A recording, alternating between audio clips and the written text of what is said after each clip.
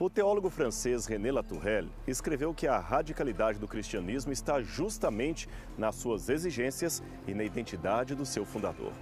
Mas, afinal de contas, quem foi Jesus Cristo? E o que é a igreja? Algo que ele desejou ou um acidente de percurso na construção do reino de Deus? No programa Evidências de hoje, vamos analisar estas e outras questões que tocam no cerne da identidade cristã. Conhecer a verdadeira essência de Jesus. Então não saia daí, porque o seu programa Evidências está só começando.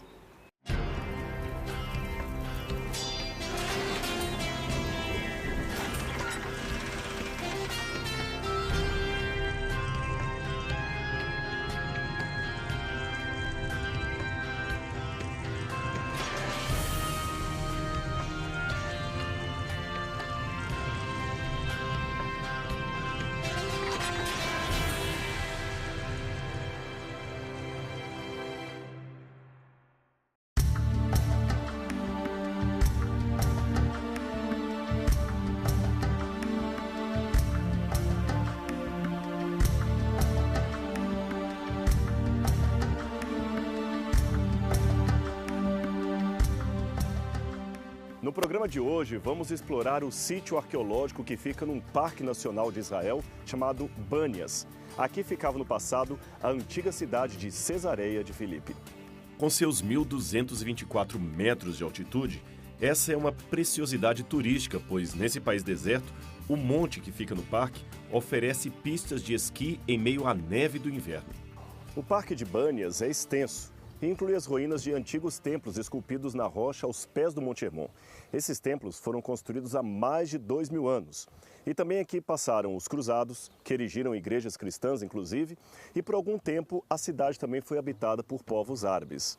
O que aconteceu aqui teve profundo impacto na vida dos discípulos e mudou para sempre o modo como o mundo encararia o cristianismo e a pessoa de Jesus de Nazaré.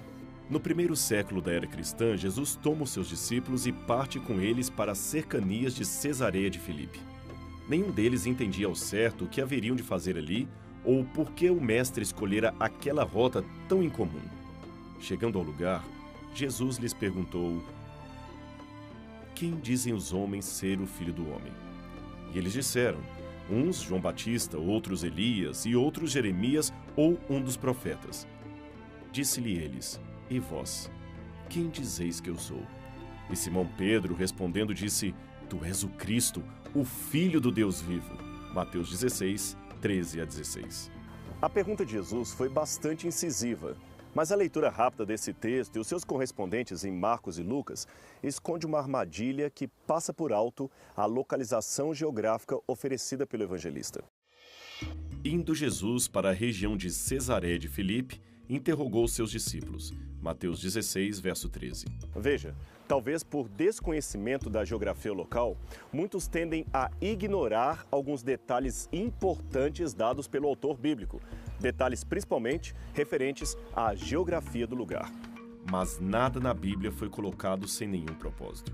Portanto, quando o autor inspirado diz que Jesus foi para as bandas, para a região de Cesareia de Filipe, alguma coisa queria revelar com isso. Caso contrário, ficaria sem sentido ele mencionar esse lugar assim de graça, como se fosse apenas um enfeite literário sem nenhuma importância. Veja, a Bíblia diz que eles vinham de Betsaida. Isso significa que Jesus decidiu tomar seus discípulos e levá-los uns 50 quilômetros adiante até chegarem a Cesareia. Isso provavelmente a pé. Não faz sentido algum que ele tenha andado tanto sem nenhum propósito. E com um agravante. Cesareia de Filipe, que recebeu esse nome em homenagem conjunta a César Augusto e Herodes Filipe, era um lugar evitado pelos religiosos mais conservadores daquela época. Ou seja, não era de bom tom que um rabino judeu pisasse aqui. Foi exatamente por isso que nós viemos até aqui, ao sítio arqueológico da antiga Cesareia de Filipe, para tentar resolver esse mistério. Afinal, por que Jesus trouxe os seus discípulos para cá, para tão longe? E o que ele quis dizer com a indagação feita aos 12? Mas antes, vamos conhecer um pouco sobre a fundação dessa cidade.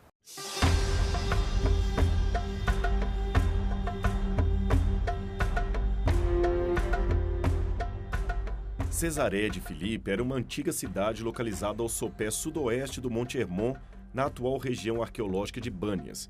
Por volta do ano 20 a.C., o rei Herodes o Grande construiu aos pés do monte um templo branco de mármore e o dedicou a César Augusto. Quando Herodes morreu, a cidade ficou nas mãos de seu filho Herodes Filipe, que a ampliou, embelezou e a chamou de Cesareia de Filipe para alcançar graça diante de seu imperador Tibério César. Além disto, ele queria distingui-la da outra Cesareia, a capital romana da Judéia e porto marítimo muito mais conhecida, que ficava na praia costeira. Ali hoje é um lugar arqueológico perto da fronteira de Israel com a Síria, junto à nascente do Rio Jordão. Aqui atrás fica o sítio arqueológico que abrigava o local da antiga cidade. Nós estamos nesse momento aos pés do Monte Hermon, nas colinas de Golã. Nós estamos aqui a 150 quilômetros ao norte de Jerusalém e cerca de 60 quilômetros a sudoeste de Damasco. Aqui havia a cidade chamada, à época do Império Romano, de Cesareia de Filipe, situada às margens das fontes de Bânias, que era uma das nascentes do Rio Jordão. No passado, havia uma grande fonte oriunda dessa caverna de pedra calcária abastecida pelo ribeiro conhecido como Naal Senir. O Rio Jordão se abastece dessa fonte e de outras duas mais que nascem nas bases do Monte Hermon.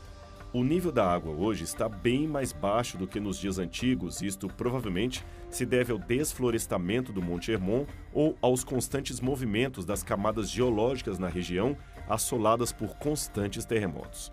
A água não transborda mais da caverna, mas sim por baixo. Flávio Josefo, historiador judeu do primeiro século, conheceu pessoalmente Bânias e assim se expressou a seu respeito. O lugar é conhecido pelo nome de Panium. Ali existe um altar e uma sublime montanha, e à sua base está a entrada de uma caverna escura. Flávio Josefo também menciona que o imperador romano Augusto deu Pânias para o filho do rei Herodes, para Filipe, que governou a área, a expandiu e chamou-a de Cesareia de Filipe.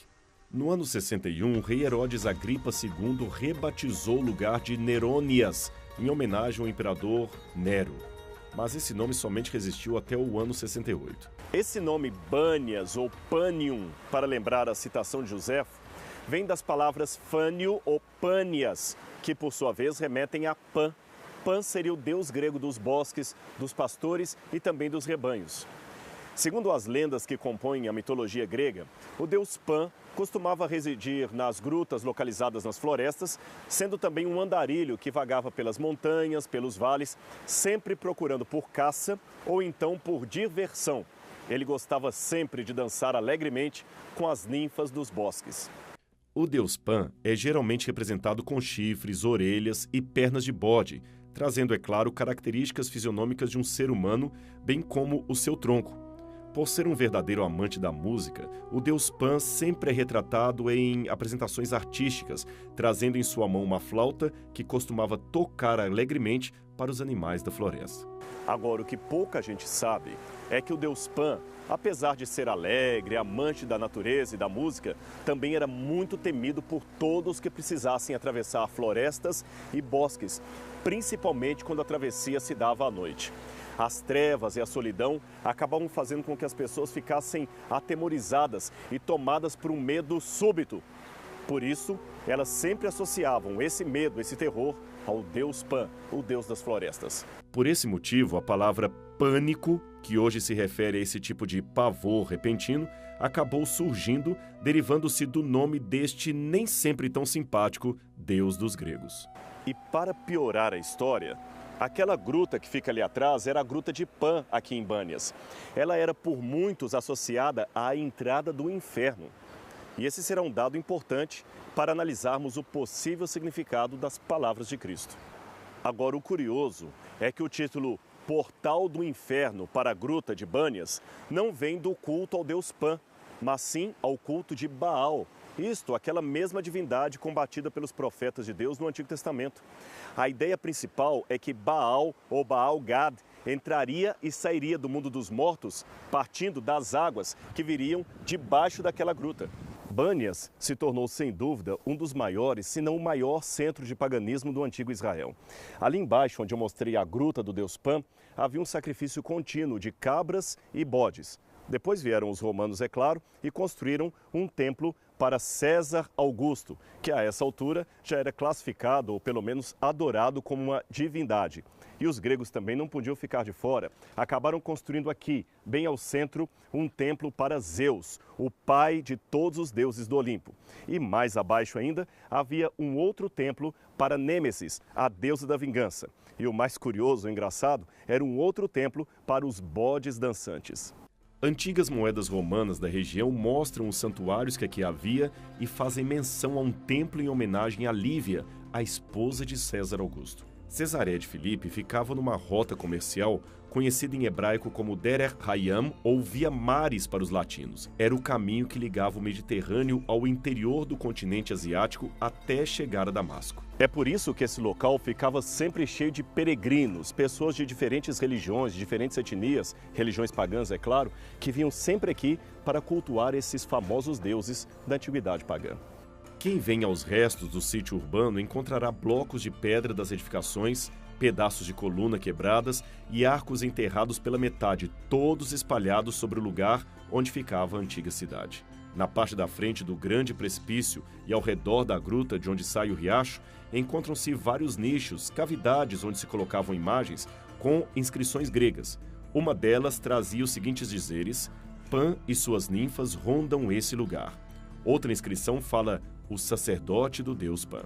Têm sido encontradas ali muitas moedas. Uma delas representa o desenho da flauta de Pan, em outra, Pan se encontrando apoiado sobre uma árvore, tocando a sua flauta, e uma terceira representando a entrada da caverna. Ali, Pan toca a sua flauta no interior. Em uma quarta moeda, é possível ler também o nome da cidade, Cesareia de Pan. Isaías já profetizara uma ação especial do Messias nessa região. Contudo, não haverá mais escuridão para os que estavam aflitos. No passado, ele humilhou a terra de Zebulun e de Naftali, mas no futuro honrará a Galileia dos gentios, o caminho do mar junto ao Jordão. O povo que caminhava nas trevas viu uma grande luz. Sobre os que viviam na terra da sombra da morte, raiou uma luz. Isaías 9, 1 e 2. Quando Isaías escreveu isso, esse território que pertencia às tribos de Zebulun e Naftali tinha sido conquistado pelos assírios e todos os israelitas foram retirados daqui pelo inimigo. Em seu lugar, os assírios trouxeram povos pagãos para morar na região, fazendo com que o ambiente nunca mais voltasse a ser hebreu. Do ponto de vista religioso, falando da perspectiva judaica, a região aqui ficou tremendamente paganizada e, portanto, entregue aos estrangeiros, aos não-judeus. Mas haveria esperança, digo esperança espiritual, para uma região como esta? Por que não? Mas como isto aconteceria? Como esta região poderia ser espiritualmente recuperada?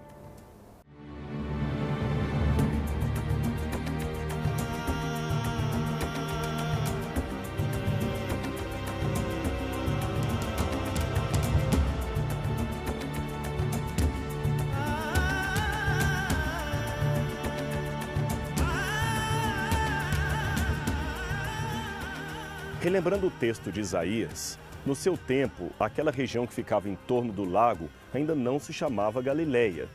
Mas de onde então viria esse nome? Alguns pensam que o nome Galileia poderia vir de uma corruptela da palavra Galil, e assim ela apareceria na versão grega da Septuaginta, isto é, a primeira tradução em grego do Antigo Testamento. É que Isaías teria escrito assim em hebraico: Ever Hayorden Galil Hagoim, que literalmente quer dizer a região além do Jordão, o circuito Galil dos povos. Assim, Galil virou Galileia, um lugar repleto de pagãos e pessoas não judias. Nessa situação, é claro, aqueles judeus que viviam na Judeia consideraram os judeus daqui da Galileia uma espécie de judaísmo de segunda categoria, pessoas não tão comprometidas com a aliança de Deus e Abraão. Aqui era o circuito dos povos, a Galil HaGoim, ou a Galileia dos gentios, a Galileia das gentes, o lugar daqueles que não eram espiritualmente tão especiais na visão dos mais conservadores.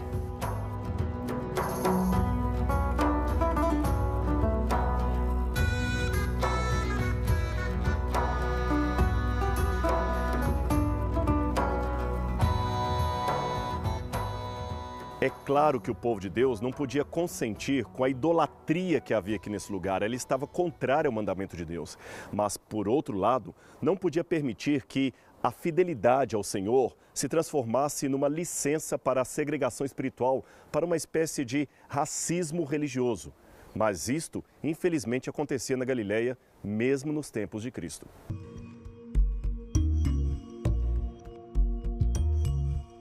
Mas voltando a falar de Bânias, ainda que houvesse uma maioria expressiva de judeus no entorno do Mar da Galileia, regiões como esta ainda atraíam muitas pessoas e traziam de volta os velhos cultos pagãos de Zeus e Baal.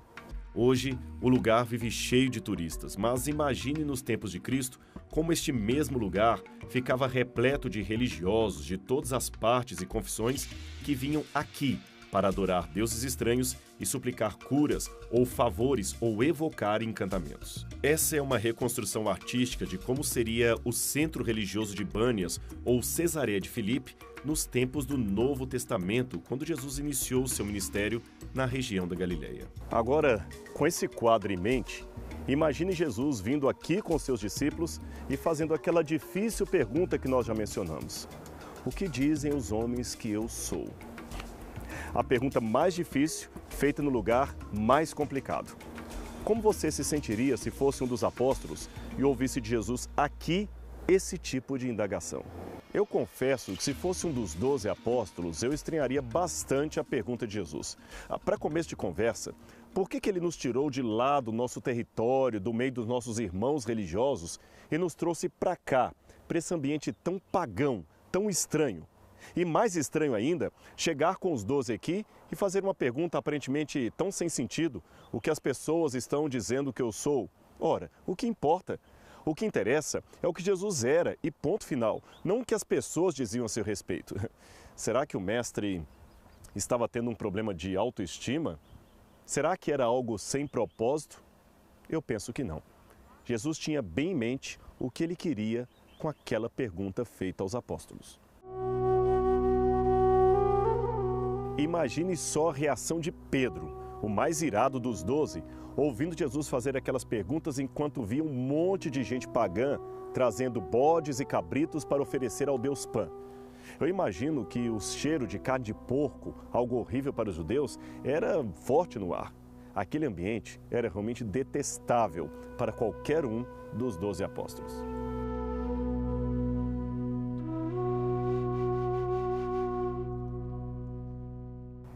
Eu não posso afirmar se Jesus e os discípulos estiveram exatamente aqui, no local onde eu estou.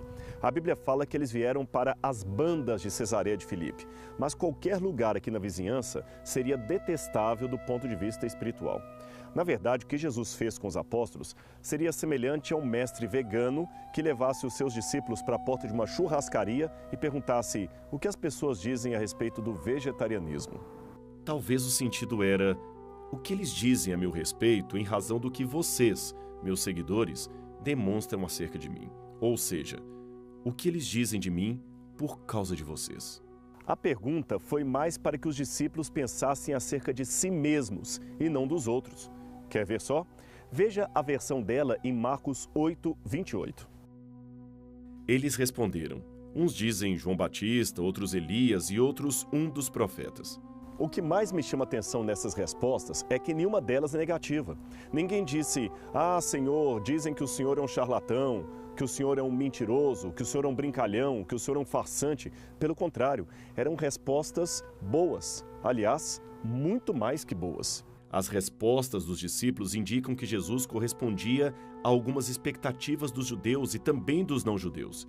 As pessoas esperavam a vinda de um Messias escatológico da profecia de Moisés, o retorno de Elias, o retorno antecipado de figuras proféticas do Antigo Testamento como Isaías e Jeremias. Tudo isso era legal, bom e bonito, mas tinha um problema. Nenhuma dessas respostas correspondia ao que Jesus era de fato. Esse é o problema de muitas declarações atuais sobre Jesus. Não basta falar dele, invocar o seu nome ou dizer que o admira. É importante ter claro quem ele é de fato, quem ele é segundo a Bíblia e quem Ele é para nós. O problema é que muitas vezes somos tentados a criar um Cristo à nossa imagem e semelhança conforme os nossos caprichos.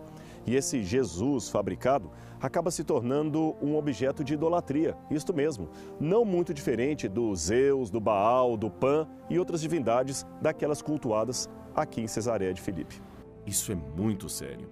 Existe uma tendência de várias gerações em remodelar Cristo de acordo com o interesse ou a política de cada grupo ou indivíduo, e Cristo termina sendo tudo e nada ao mesmo tempo.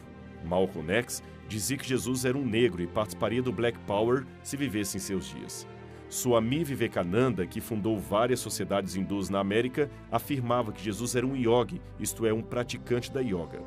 Para Maomé, ele seria apenas um profeta, mas não filho de Deus. Para Reza Aslan, historiador iraniano, Jesus era apenas um líder rebelde qualquer. Como você vê, são muitas as opiniões sobre Jesus. O fato é que Jesus sempre foi um objeto de controvérsias e escândalos. Jesus foi ao mesmo tempo comum e incomum, alternativa entre o normal e o heróico. Em um momento, estaria entre os aposentados jogadores de dominó no parque, e no instante seguinte, ordenava que uma multidão de demônios saísse de um homem louco, que a doença saísse de um moribundo e que a morte deixasse o falecido Lázaro. Agora, a principal pergunta que nos interessa na nossa reflexão aqui em Bânias é aquela que ele faz para os discípulos, especialmente Pedro, e para cada um de nós. E para vocês, quem eu sou? Nesse universo de múltiplas opiniões e teorias, quem eu sou para vocês que dizem ser meus seguidores?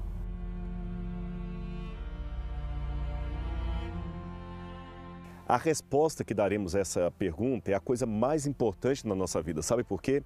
Porque no dia do juízo final, quando Cristo vier nas nuvens do céu, muitos pedirão a morte porque não suportarão olhar para aquele que está sentado no trono da divindade. Pelo menos isso é o que está em Apocalipse, capítulo 6, verso 16. Então passaram a berrar para as montanhas e rochedos: caiam sobre nós e ocultem-nos da face daquele que se assenta no trono e da ira do Cordeiro. Mas nem todos se comportarão assim. Veja o que diz em Mateus, capítulo 7, versículos 21 a 23.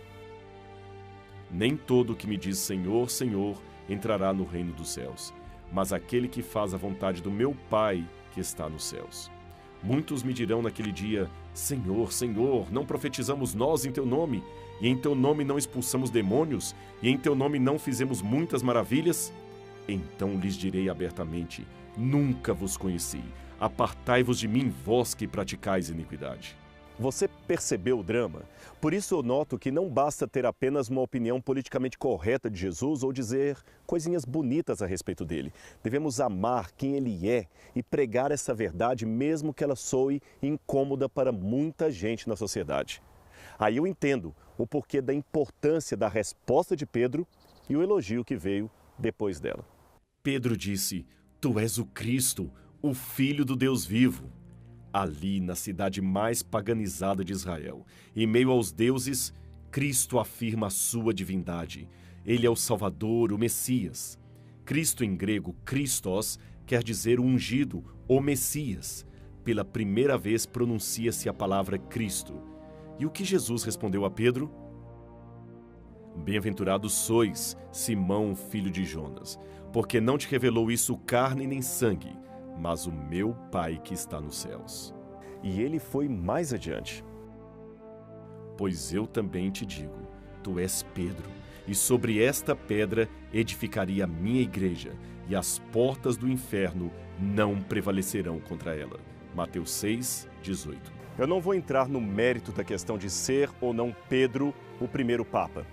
O ponto do programa hoje não é esse. Mas eu quero apenas me referir a Cristo como aquele que eu acredito ser a rocha sobre a qual a igreja foi fundada. E você se lembra o que dissemos no início do programa de ser aqui a Gruta de Pan, considerada a entrada do inferno, o portal do inferno? Quem sabe, não olhando para esse lugar, Jesus afirmou: a minha igreja estará firmada em mim e as portas do inferno não prevalecerão contra ela. E não prevaleceram. A igreja está aqui até hoje, porque Jesus Cristo, seu fundador, não era meramente um profeta, um visionário, muito menos um lunático ou um louco. ele era o Filho de Deus, em forma humana, o nosso Salvador, hoje e para sempre. O programa Evidências fica por aqui, mas na próxima semana estaremos mais uma vez com você aqui na sua TV Novo Tempo. Até lá!